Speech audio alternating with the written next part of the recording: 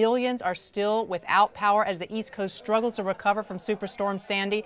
At least 55 lives have been claimed so far in the U.S. and one of the largest storms to ever strike the East Coast. The storm is weakening, but winter storm warnings remain in effect for parts of Pennsylvania, Maryland, West Virginia, Kentucky, and Tennessee. And as Sandy moves inland, flooding is expected on the shores of Lake Michigan in Illinois. Now, as many coastal towns are just starting to dig out from the debris and the damage today, New Jersey in particular took a severe hit. Portions of its famed Atlantic City boardwalk are reduced to splinters. The town itself all but submerged, and the Seaside Park roller coaster lay twisted in the Atlantic Ocean.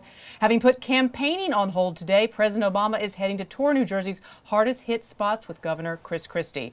And two of the three major international airports in the New York area, JFK and Newark, reopened but with limited service. LaGuardia remains flooded. Meantime, here in New York, Manhattan is beginning a difficult recovery process with paralyzed transportation services and power outages. We have Aaron Rutkoff. He is an editor with our Greater New York section to help bring us up to speed about things here in Manhattan. Let's start with the transportation issue. I mean, people trying to get back to work today, but the system just still paralyzed. Tell us what's closed. The subways are still completely closed. Bus services returned. There's no fares being charged on the buses. There's no Staten Island ferry service. There's no commuter train service from the suburbs in New Jersey or north of the city or in Long Island. All of the commuter lines are down. So basically what we saw this morning is people trying to make do with cars. And just stepping outside, you can see Midtown is flooded with vehicles. People are reporting a 12-mile line of cars bumper to bumper lined up trying to get into Midtown on the Long Island Expressway. Huge delays around all the bridges entering the city from Brooklyn and Queens.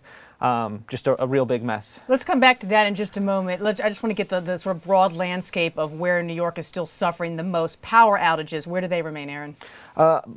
Most of Lower Manhattan is without power still. The estimates there are within 3 days, Con Ed is saying, so that actually is sort of good news relative to a lot of other people in the region where the estimates are probably longer. Huge parts of New Jersey are still without power, Connecticut, Long Island.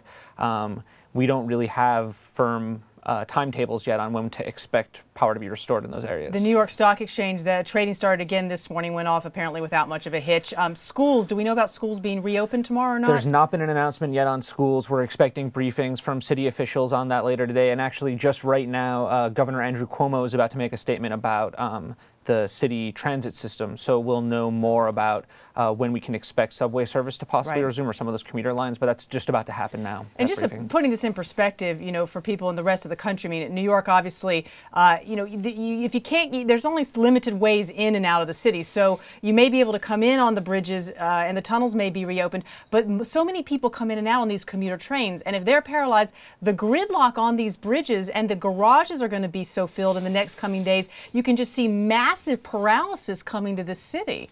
Yeah, certainly. I mean, the city's just not set up to have everybody who needs to work here drive in. We have stories on the website this morning about a lot of people walking just tremendous distances, crossing the bridges by foot. I mean, it's an island, as everyone knows, so you have to cross in only a handful of places. So, you know, just huge crowds on foot on the bridge, cars backed up, and even people who are biking, which is probably one of the best bets this morning. The weather's pretty nice outside. There's a shortage of places to lock your bike up out there. And you have to have a company that'll let you bring it into the building, which folks here are wrestling with. I mean, and not every company will do that. And I mean, if you work downtown where there's no power, you're getting to your office without elevator service, which is a big issue. I mean, almost everyone here in Manhattan works in a high-rise building.